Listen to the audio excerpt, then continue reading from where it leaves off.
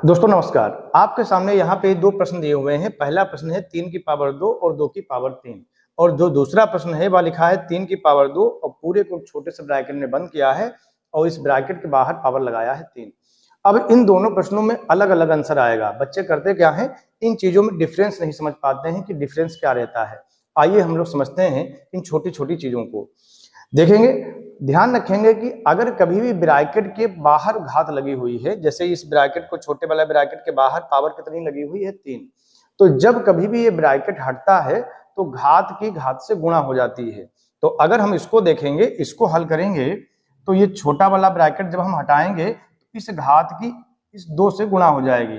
3 की गुणा 2 से करेंगे तो इसका आंसर आएगा 3 की पावर 6। और वहीं अगर हम इसको देखें तो यहाँ पर कोई ब्रैकेट नहीं लगा हुआ है, ये 2 की पावर लिखी है 3 और इसका अर्थ होता है 2 को 2 से 3 बार गुणा करो। तो अगर हम लोग इसको हल करेंगे तो 3 की पावर 2 को 2 से 3 बार गुणा करेंगे तो इसका हल हो जाएगा, हम लोग लिखेंगे 3 की पावर 2 दूना 4, 4 दूना 8।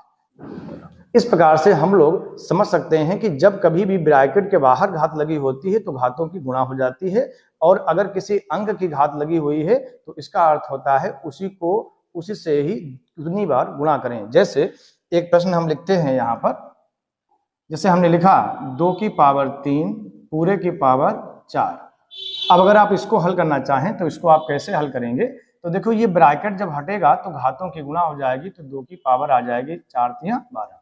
और वहीं अगर ये लिखा होता 2 की पावर 4 और 4 की पावर 2, तो यहाँ पर अगर हम लोग देखें तो 4 की पावर 2 का अर्थ है 4 को खुद से 2 बार गुणा करो, तो 4 चक्कू 16, तो इसका आंसर आ जाता 2 की पावर 16। इस प्रकार से आप छोटी छोटी चीजें आसानी से सीख सकते हैं। ऐसे ही ट्रिक्स के लिए आप चैनल को फॉलो करें और सब्सक्राइब करें। जय हिंद।